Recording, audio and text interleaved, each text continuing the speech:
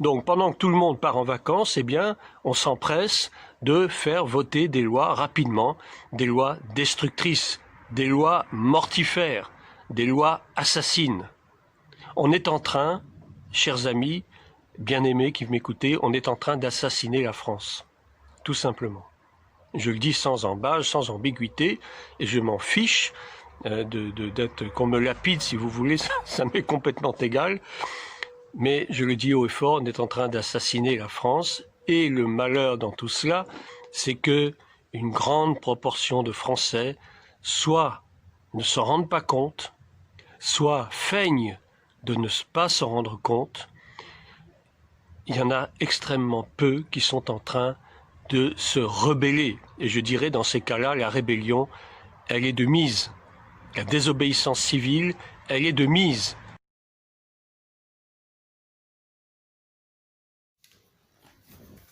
La rébellion et comment la vaincre. Alors c'est un sujet extrêmement délicat. J'ai un petit peu hésité à le donner ici. Mais je crois que les chrétiens doivent quand même un jour prendre conscience de ce que signifie ce mot de rébellion, parce que ça touche tous les domaines. D'abord dans la société, ensuite dans les familles, et puis enfin et surtout dans l'Église. Et pour commencer, je vais vous lire le chapitre 13 donc, de l'Épître aux Romains, à partir du premier verset. C'est un passage que tout le monde connaît, mais que nous avons souvent bien du mal à mettre en pratique. Je ne comprends pas, mais je suis à la fois désolé et énervé de voir cette mainmise du pouvoir sur la vie des gens. Alors on me dit oui, il faut être soumis aux autorités, etc. La Bible dit il faut être soumis aux autorités. Je suis d'accord. Il faut être soumis aux autorités parce que, oui, Romains 12, Romains 13 le dit, soyez soumis aux autorités, etc. On est d'accord, les autorités ont été instituées par Dieu. Et les autorités ont certainement, surtout quand elles sont mauvaises, ont sûrement été instituées par Dieu pour nous corriger. Ceci étant, est-ce que nous devons obéir à tout prix à tout ce que l'autorité nous commande, si ce n'est pas pour notre bien, mais si c'est pour notre mal? Le gouvernement n'a aucune intention de mettre un terme à cette révolte de la rue. Le gouvernement n'a aucune intention d'alléger la charge du peuple. Alors vous me direz, oui, mais les gens se révoltent, c'est pas bien, effectivement. Oui, c'est vrai que la rébellion est une mauvaise chose. La rébellion est condamnable, parce que c'est Dieu qui a institué les autorités. C'est l'Éternel Dieu qui a institué les pouvoirs, les dominations terrestres, je veux dire. Toute autorité vient de Dieu, nous dit Romains 13. Et que celui qui se rebelle contre l'autorité se rebelle contre Dieu. Donc vous voyez que cette rébellion, c'est une arme à double tranchant. Mes chers amis, ne nous faisons pas d'illusions, les choses n'iront pas en s'améliorant. Tout cela parce que c'est le plan de Dieu. C'est le plan de Dieu que dans les nations, il y ait des révoltes, il y ait des révolutions. C'est le plan de Dieu parce que les nations se sont détournées de Dieu. Et Dieu utilise M. Macron pour châtier la France. Et oui, je sais que beaucoup vont frémir en entendant ce que je vous dis, mais c'est la vérité. Vous savez, Dieu utilise des hommes et des femmes pour accomplir ses desseins.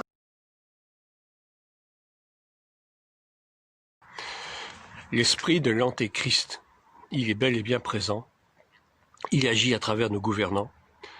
C'est pour ça que j'ai intitulé cette vidéo « Des assassins au pouvoir ?» point d'interrogation.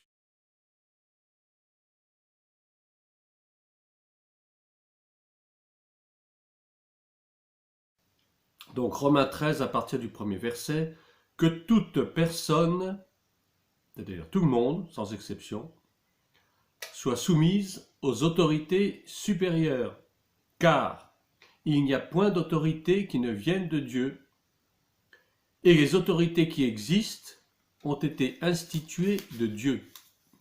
C'est pourquoi celui qui s'oppose à l'autorité résiste à l'ordre que Dieu a établi. et ceux qui résistent attireront une condamnation sur eux-mêmes.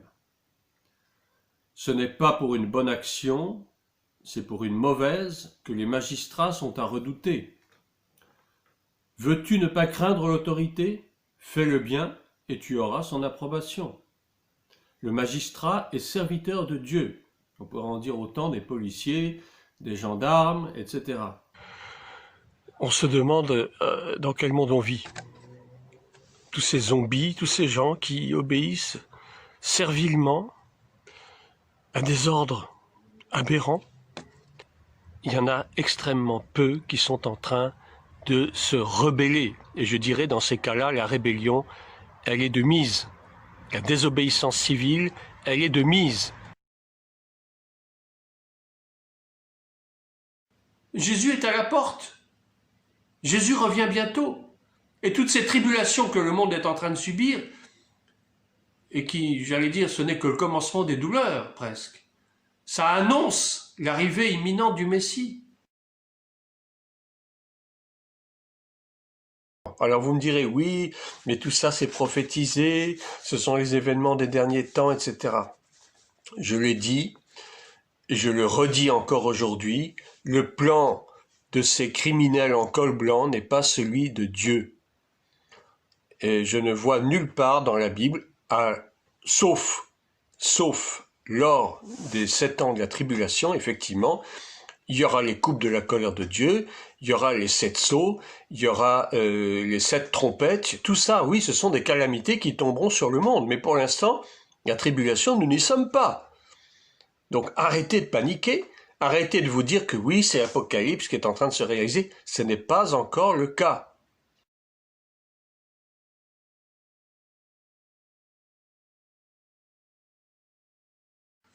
Mais tout le monde attend le Messie d'une façon ou d'une autre. Et tout ce que nous sommes en train de vivre, toutes ces catastrophes, tous ces désordres sociaux que nous sommes en train de vivre, annoncent que précisément il y a quelque chose qui est en train de se produire dans le monde. Dieu est en train de frapper le monde à cause de son injustice, à cause de son impiété. Donc Romains 13, à partir du premier verset, que toute personne, c'est-à-dire tout le monde, sans exception, soit soumise aux autorités supérieures, car il n'y a point d'autorité qui ne vienne de Dieu, et les autorités qui existent ont été instituées de Dieu. Alors arrêtez de me dire, s'il vous plaît, dans vos commentaires, oui, il faut obéir à l'autorité, etc., etc. L'autorité nous impose de porter ce masque ridicule, inutile et même dangereux en tout point, que ce soit dans la rue, il y en a même qui le portent dans leur voiture, mais enfin attendez, on est vraiment tombé sur la tête. C'est pourquoi celui qui s'oppose à l'autorité résiste à l'ordre que Dieu a établi. Et ceux qui résistent attireront une condamnation sur eux-mêmes. Et c'est une mesure politique, coercitive, antisociale, et qui va contre le bien de l'être humain.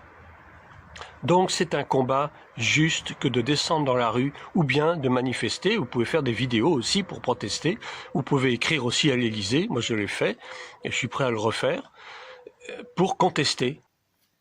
La rébellion en fait se construit déjà dans la pensée. Et enfin elle se manifeste dans les paroles par des critiques, par des calomnies. Et finalement Dieu châtie ce genre de choses.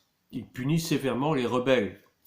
Et nous allons, à cet effet, lire 2 Pierre, la deuxième de Pierre, au chapitre 2, verset 12. 2 Pierre 2, verset 12. Et là, Pierre est en train de faire le procès des faux docteurs, en fait des faux chrétiens aussi, qui sont rebelles à Dieu. Je lis à partir du verset 10. Ceux surtout qui vont après la chair dans un désir d'impureté et qui méprisent l'autorité. Audacieux et arrogants, ils ne craignent pas d'injurier les gloires. L'injure est en effet une marque du manque d'autorité et de la rébellion. Tandis que les anges, supérieurs en force et en puissance, ne portent pas contre elles de jugement injurieux devant le Seigneur. Mais eux, semblables à des brutes qui s'abandonnent à leurs penchants naturels et qui sont nées pour être prises et détruites, ils parlent d'une manière injurieuse de ce qu'ils ignorent et ils périront par leur propre corruption, recevant ainsi le salaire de leur iniquité. Ils trouvent leur délice à se livrer au plaisir en plein jour, etc. Voilà. Mais il s'agissait de mépris envers l'autorité, qui est vraiment une transgression, c'est-à-dire quelque chose de très grave. La rébellion vient du fait que ceux qui la pratiquent ignorent en fait réellement ce que représente l'autorité spirituelle ou même l'autorité tout court. Ils franchissent en quelque sorte une zone de non-retour et ils commettent l'irréparable.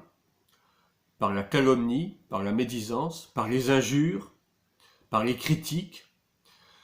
Et tout cela, ce sont des flèches qui sont en fait les armes de la rébellion.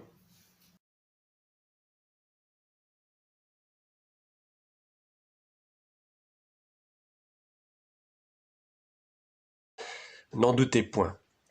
Donc tout cela pour dire que, revenir à l'histoire de Nabuchodonosor et sa statue d'or, est-ce que Daniel, enfin en tout cas est-ce que les amis, les compagnons de Daniel, Abednego, Shadrach, Meshach, ont-ils obéi à l'autorité en adorant cette statue? Ils ne l'ont pas fait, parce que l'autorité de Dieu était plus importante que l'autorité du roi. Ces trois hommes voulaient obéir à Dieu plutôt qu'aux hommes. Alors arrêtez de me dire, s'il vous plaît, dans vos commentaires, oui, il faut obéir à l'autorité, etc., etc. L'autorité nous impose de porter ce masque ridicule, inutile et même dangereux en tout point, que ce soit dans la rue, il y en a même qui le portent dans leur voiture, mais enfin attendez, on est vraiment tombé sur la tête dans ce pays-là. Et il s'avère que porter ce masque est non seulement inutile, mais dangereux. On respire notre propre gaz carbonique.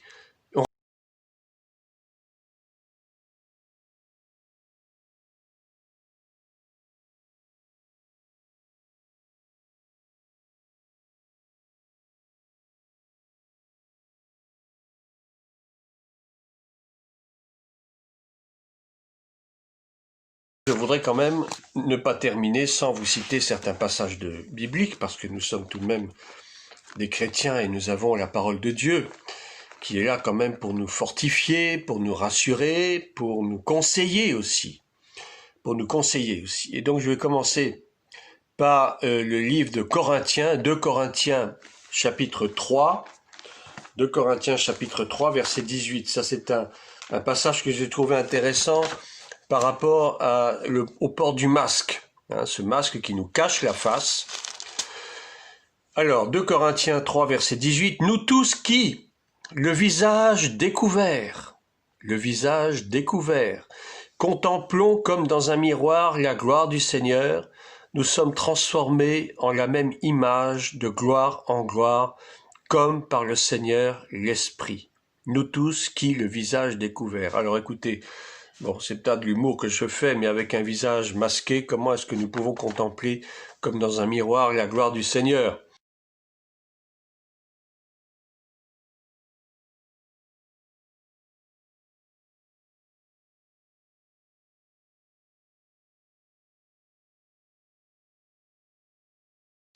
Voilà, c'est pour vous dire que un chrétien doit toujours avancer à visage découvert. Alors c'est peut-être, j'allais dire, une image que je vous donne, mais ça veut en soi dire pas mal de choses.